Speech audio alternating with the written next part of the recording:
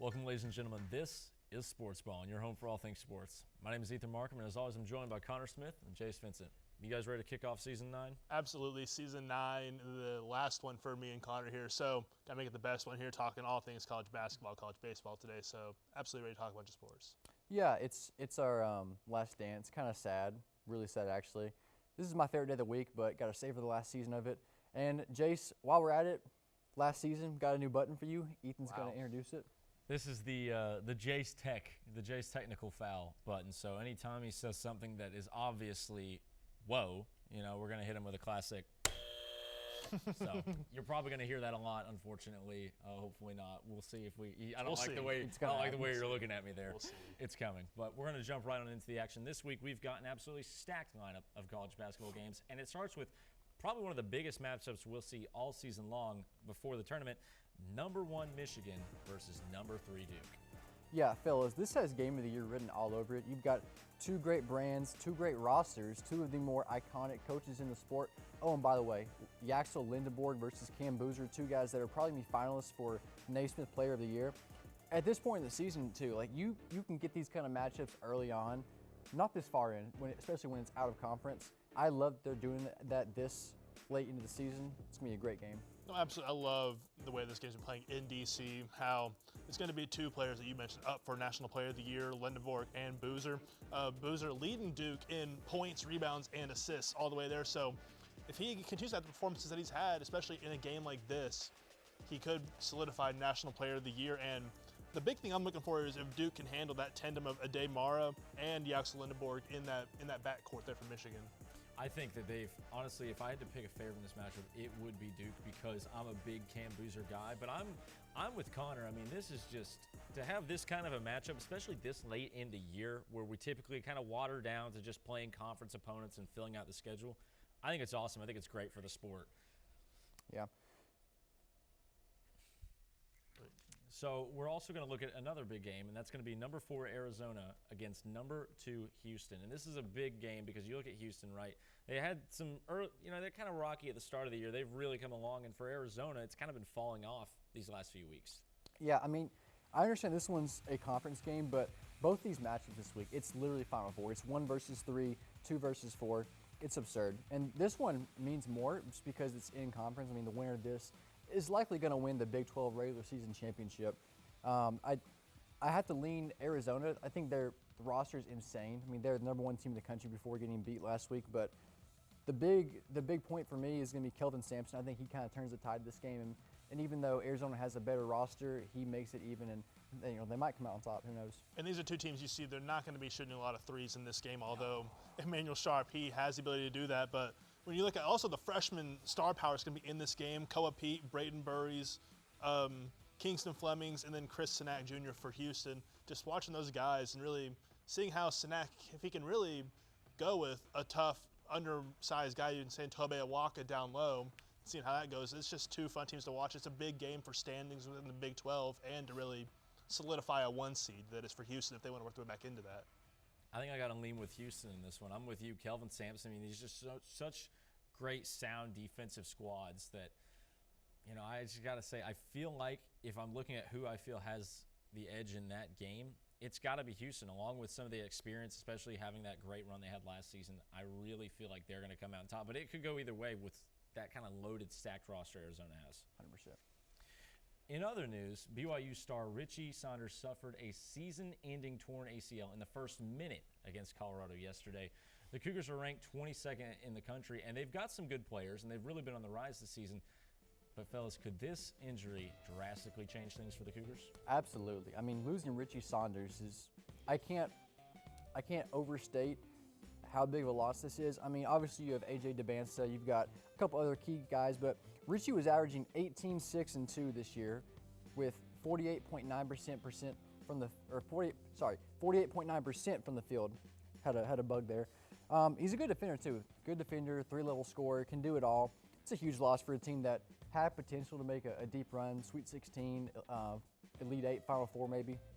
Yeah, no, absolutely. And I think looking at BYU as a whole up to this point in the season, really, even with Richie Saunders, it was more they weren't finding ways to win those big games even with him on their roster. They were kind of being shut down when they looked at their matchups against Houston, looked at their matchups. Like their best win up to this point is Wisconsin, Villanova, and Clemson. Those were all the three best wins. They were in November, and they were neutral site games.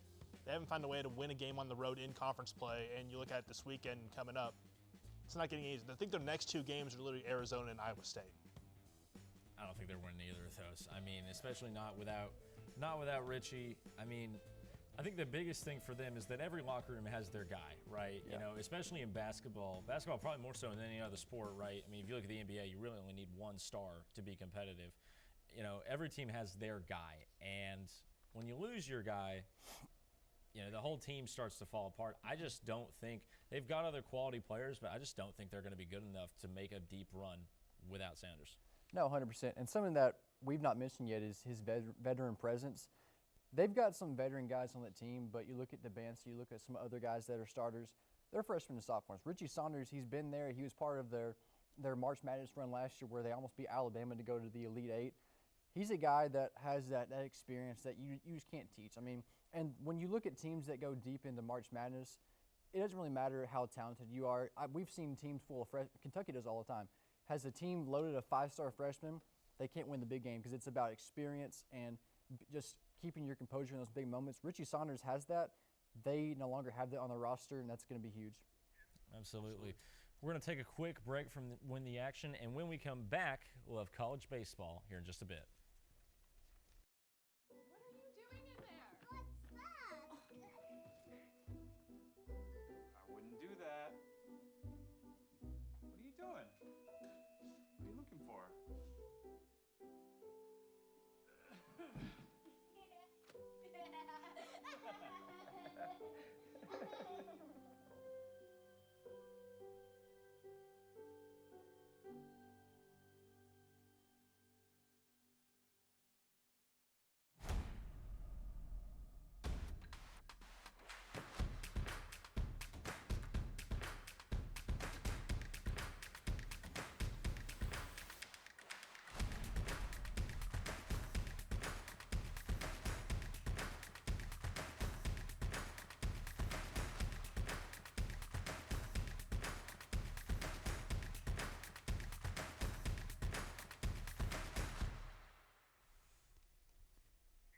This past weekend was the opening weekend for college baseball, and as always, there was plenty of action, but we've picked two games in the SEC to cover, and it all starts with Washington State and Alabama.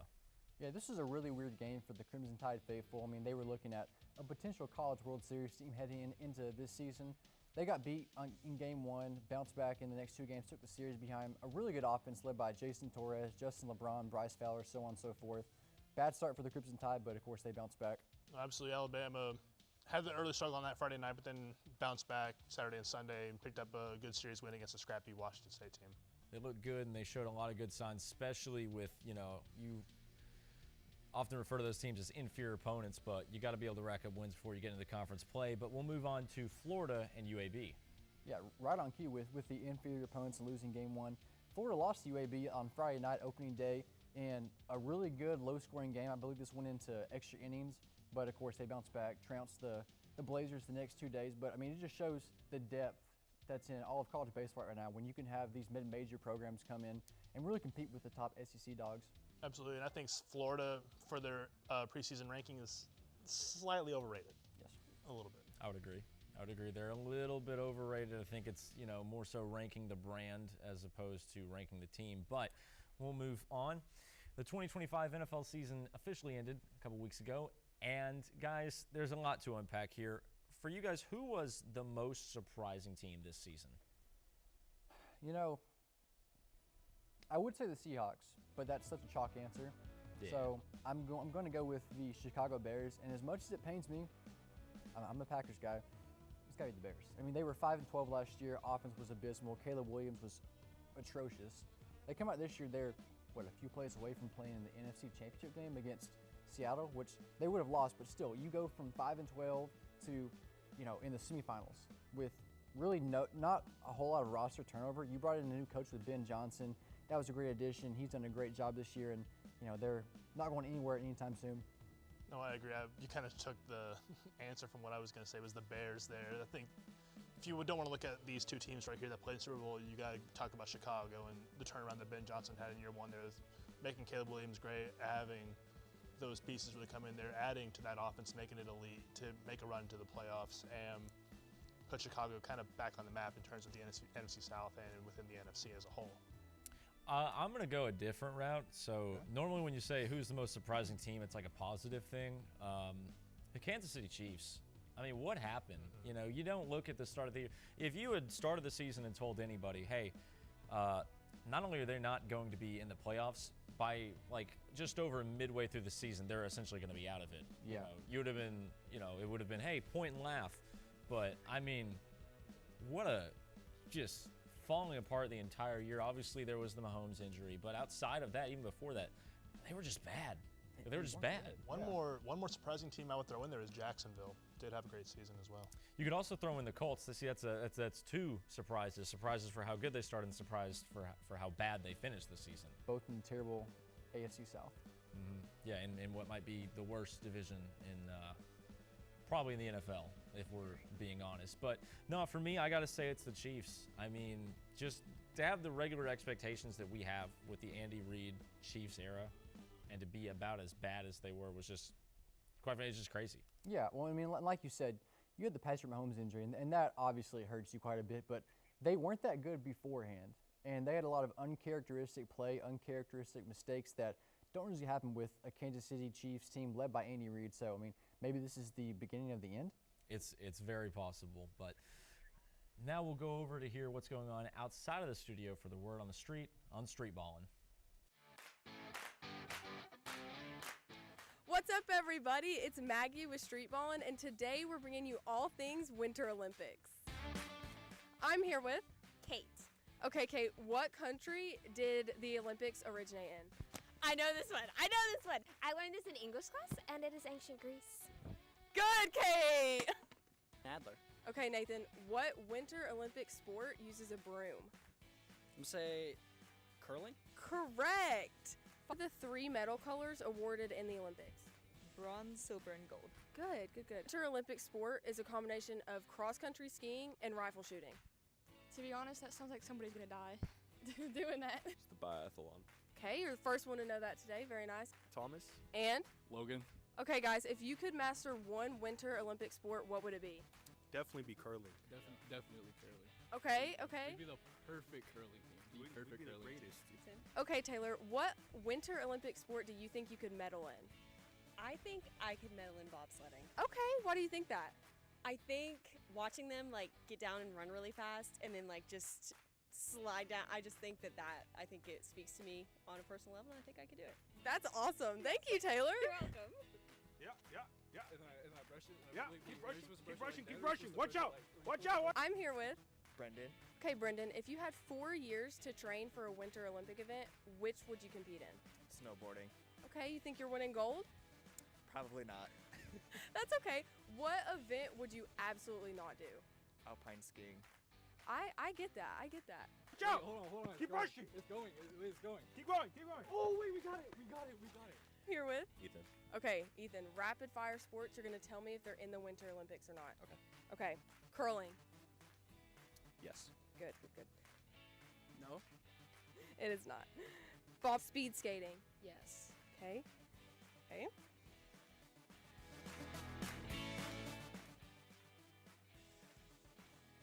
Yes. Figure skating. Yes. Ice climbing. No. Thalon. No. That one actually is. It's cross-country skiing and rifle shooting.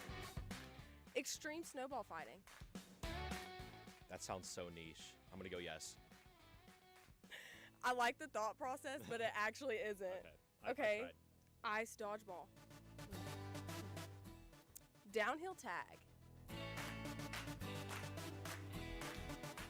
Yes. It's not, but that's okay. Snowboard cross. I think so. Yes, good. Skeleton? Yes. Yes, she knew. Based on what we've seen today, I don't know if any Olympic recruiters are going to be coming to MTSU anytime soon, but we'll see. back to you in the studio.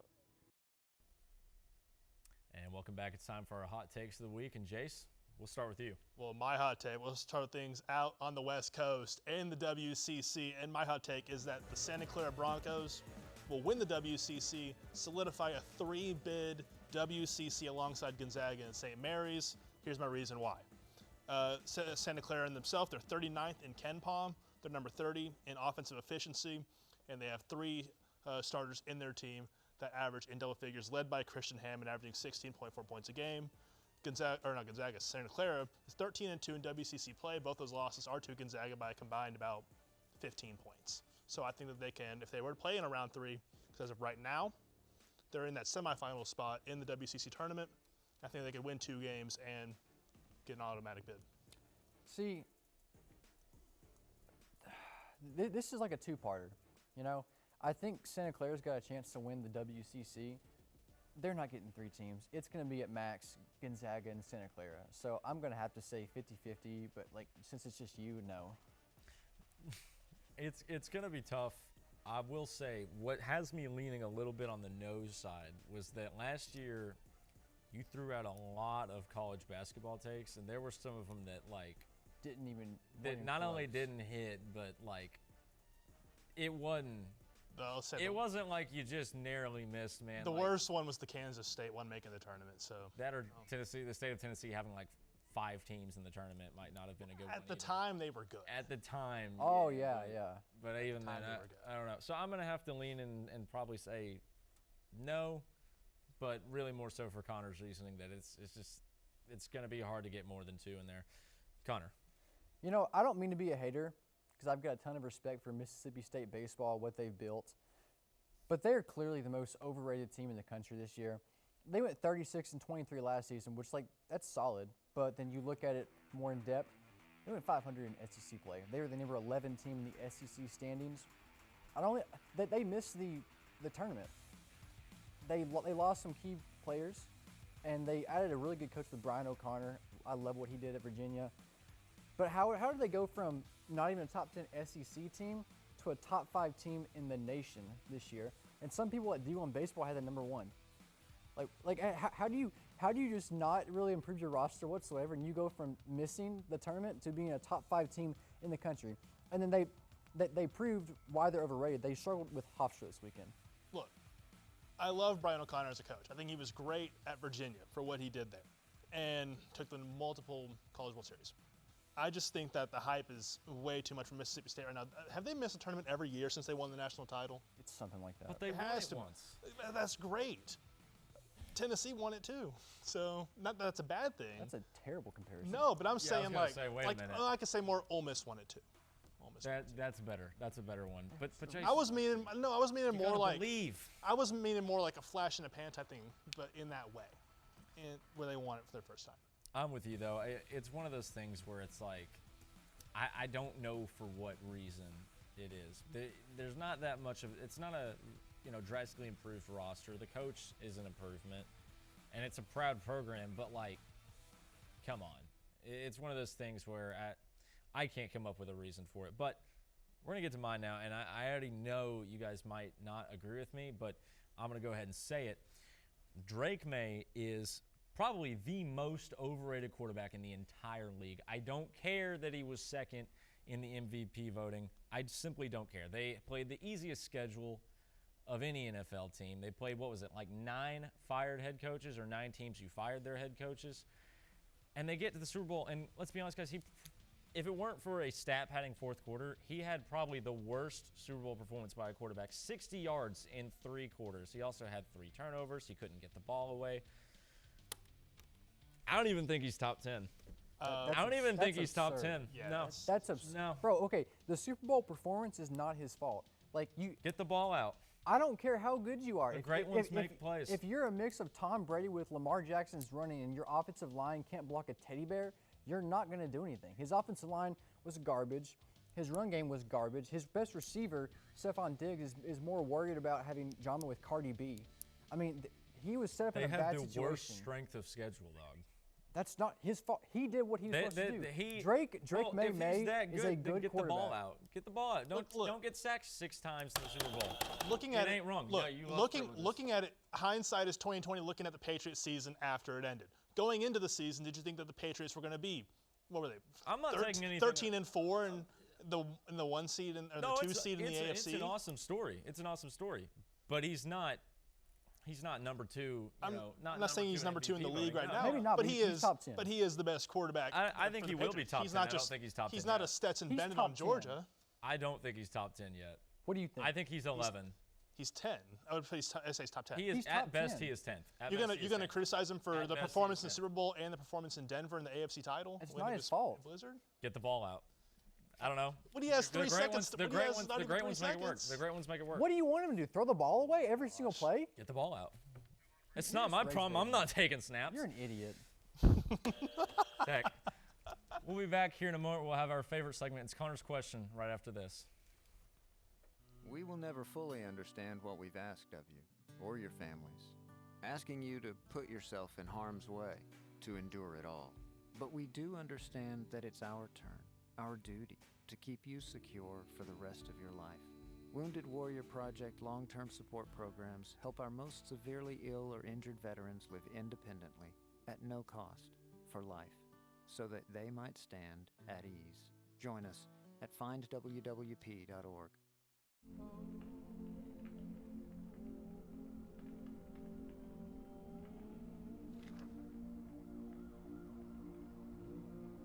This is how you say, it's going to be okay, to someone who just lost everything.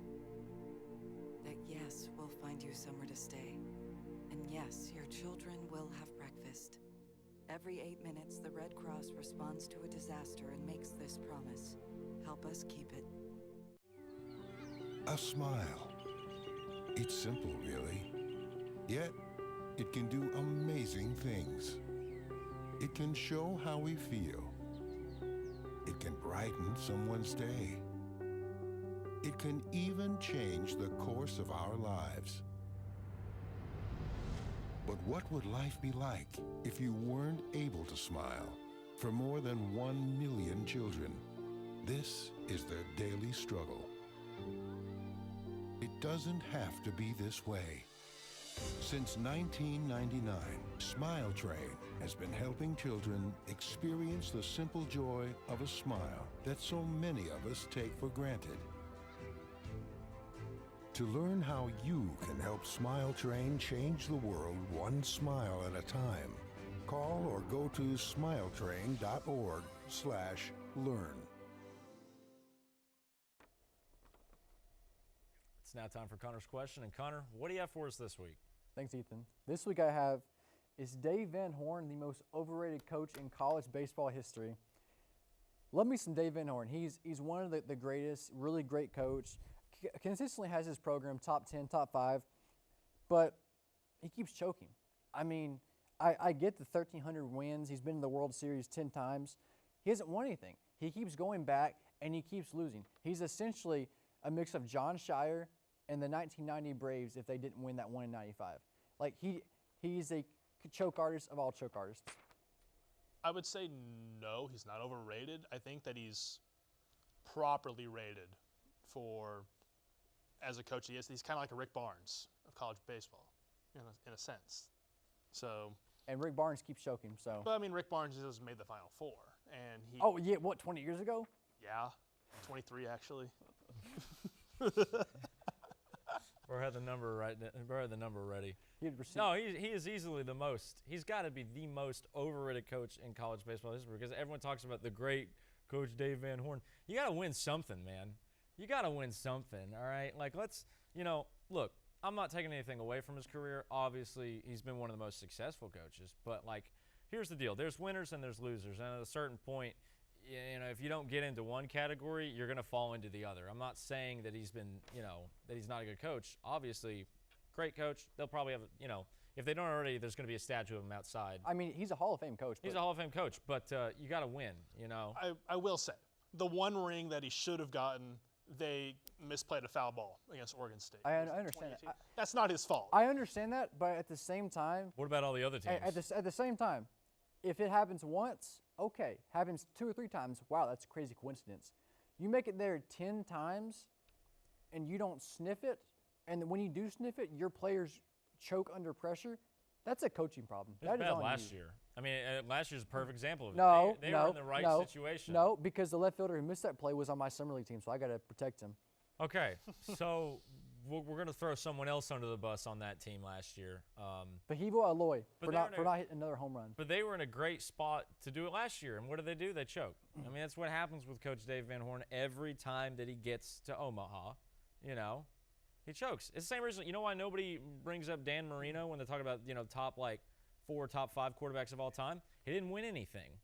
You have to win to be considered the best, and we all talk about Coach Van Horn as if he's been a winner. Yeah, I mean, again, I'm passionate about this. If you can't tell. No one's taken away from. He is a future Hall of Fame coach, but he's without a doubt the most overrated. He's been to nearly 15 Super Regionals, 10 World Series, a World Series final or 2, and he still can't win. Again, if it consistently happens, it's not a coincidence. It's you. At a certain point, you just got to find a way to win. But that's all we've got for Connor's questions. Stick around as we wrap things up with our picks for the week here in a moment.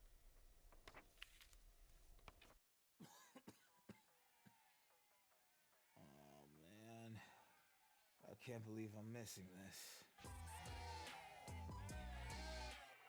Okay, Grandma. I see you. Don't get stuck at home with the flu. A flu shot is the best way to prevent the flu and its potentially serious complications. It keeps you, your community, and loved ones protected. Don't get flu FOMO. Learn more at getmyflushot.org. I don't think that many kids in my son's school even do it. He makes fun of his friend who vapes. He would never try it. She's into soccer. She's on the honor roll. She's just not the type. No way. No way. No way. No way, my kid would never vape. Get your head out of the cloud. Today, nearly 8,000 kids will start vaping, maybe even yours. Learn about the dangers at talkaboutvaping.org. And we're here for our last segment of the night, our picks for the week, starting with the number 19 Vanderbilt Commodores hosting the Tennessee Volunteers. You know, it would make sense to go with the Vanderbilt Commodores. They've been the better team all season. They're more consistent. They're at home. I'm not going to, though. I think old Reverend Rick is going to have someone up his sleeve. He's going to go in there. He's going to quiet the really annoying Commodore faithful and come out with the W from Nashville. There have been life-changing things that I've seen that have happened inside Memorial Gymnasium when they play Tennessee. It's called Memorial Magic for a reason, so I'll take Vanderbilt to get a win on Saturday. You look like you were getting just some PTSD. bad PTSD right there. Look, Nate Ament has been hot lately. The whole team is starting to kind of figure it out, and since it's not Kentucky they're going up against, they have a good shot. I'm going to go ahead and take the Volunteers as well. Our second game, get back into baseball, the Tennessee Volunteers and the Kent State Golden Flashes. You know, this is maybe an underrated series. A lot of people are not talking about it. Obviously, Tennessee is one of the best teams in the country. Kent State is 3-0 to start the year. They've got a lot of talent on their team, including a couple guys that are MLB draft prospects. This is a series where I think Tennessee wins it, but Kent State gets a win somewhere in there. But they take 2 out of 3. I think Tennessee will end up getting a good sweep here, but I think it's a good precedent for in a couple weeks when they have another fun mid-major series against Wright State. I got a good feeling that the Vols are going to come away with get the brooms out for a sweep. And then our last is going to be the Blue Raiders of MTSU and the Alabama A&M Bulldogs. MTSU came off a pretty good weekend where they took 2 of 3 from Baylorman. Alabama A&M is 0-3. They're terrible. They're not good at all. Blue Raiders by about $1 million. The Blue Raider bats will be out in full effect, so Middle Tennessee. Find your blue. I'm going to go with the Blue Raiders. That's all the time we have for tonight. We thank you for tuning in. Remember to look for all future episodes of Sportsballin on YouTube and Blue Raider TV every week on Tuesday. For Connor Smith and Jace Vincent, I'm Ethan Markham. We'll see you around. Good night.